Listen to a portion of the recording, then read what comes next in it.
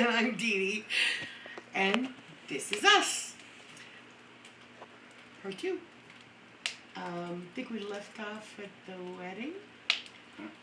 I gotta backtrack a little bit.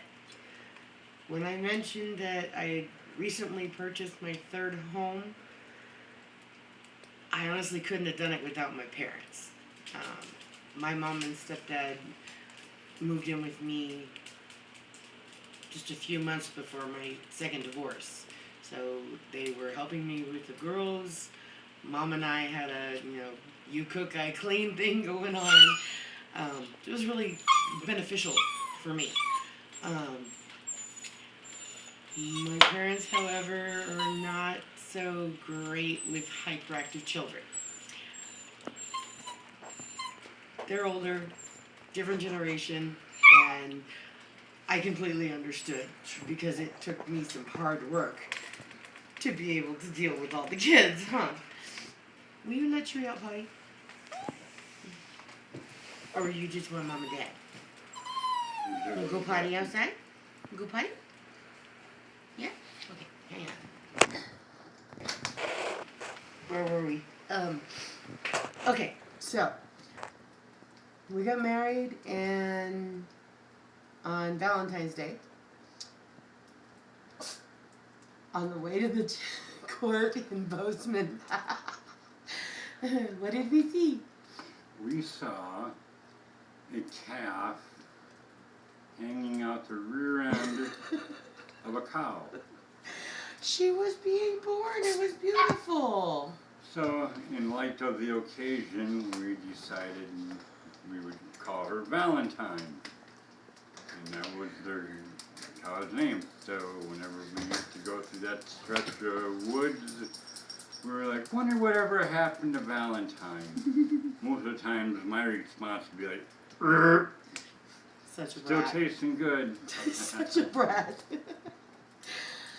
Anyway, my parents had decided, Mom took a job in Texas. So they were moving to Texas, and I was happy for her, but at the same time freaking out because the mortgage on that house was $1,500 a month. I made $1,800. So, without their income combined with mine, there was no way that I could pay the mortgage. Dad was trying. 2, 3 jobs. 3 jobs. 2 jobs plus a paper route. So yeah, 3 jobs. And we couldn't bring in enough money to cover the mortgage. But we did get to have our honeymoon before Mom and Dad moved out. First up, Vegas. mm-hmm. He got us a room at the Stratosphere. That was nice. That was awesome. And when we first went up to the room, I don't know what they're called, the valet or whatever, the luggage guy. Was so much more than that. He was really, really great. He's showing us the room, and I went over to the window and I read the little sticker on it, and he hadn't seen it, and we moved to a different part of the room and we're talking, and he freaked out. You remember? Uh-huh. Well, who wouldn't freak out when you look out the window and see a body shooting down past your window? It's just kind of like, that just happened? The sticker on the window said, "Please do not be concerned. Your window faces our attraction." Was it a bungee? Yeah. Yeah, a bungee jump. Free fall. Free fall thing from, very, very, very high. From the top of the stratosphere. Yeah, way too high for him to go. But Yeah. that was an interesting start to the honeymoon. Yes, it was. When we first got there, we got there way ahead of time before we could book into the room. So Yeah. told her we had the bright idea, we're going to walk the strip. He said, well, we got about 4 hours to kill. What do you want to do? I said, well, let's go walk the strip. And we I had no started idea how walking. long it was. And we started walking, and we kept walking, and we walked some more. Finally, we got down to where there wasn't many lights left, but it was still casinos and and it was just like, oh my God. I turned around and I looked and I said, do you see that tower way down there? I said, we got to walk all that way back. So we crossed the street and we started wandering on up. Yep. And We made it back and got checked in, and that was all fun with the person falling past the window. But then that night, we decided to go play on the strip. And on our way past the Hard Rock Cafe, we passed the cafe, we passed the club a couple of doors down, and then we both kind of stopped and looked at each other. I don't remember who asked first. You asked first. yeah, and I'm like, did you see what I saw? And That person was with their eyes open and they were not moving. I said, yeah, we just passed a dead person laying in the flower bed outside that club. And everybody's dancing around.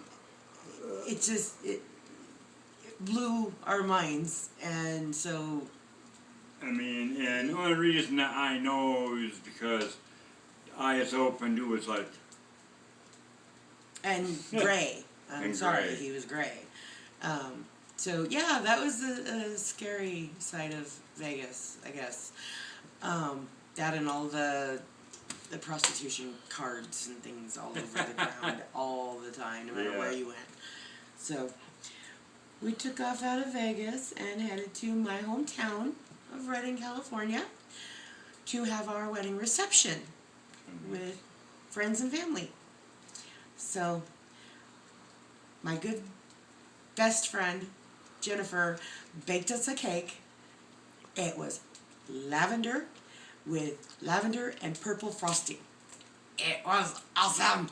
I was so happy. She's really, really good baker. Yes, it was really num-num. Yeah.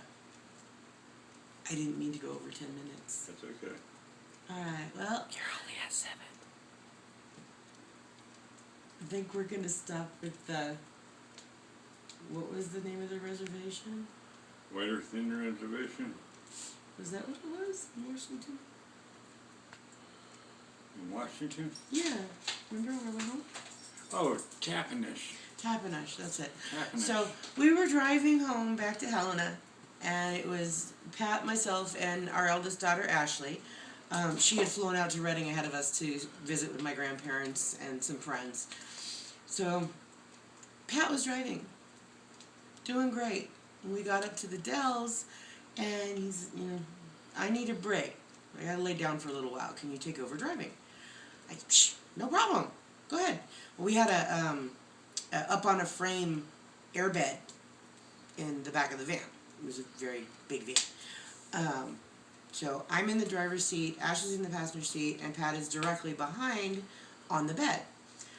Well, while we were at the truck stop getting gas, he had bought some DVDs. So he said, well, I'm going to, watch a movie. I said, cool. I take off from the truck stop.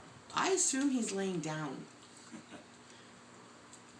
Speed limit's 50 miles an hour. I'm going 50 miles an hour.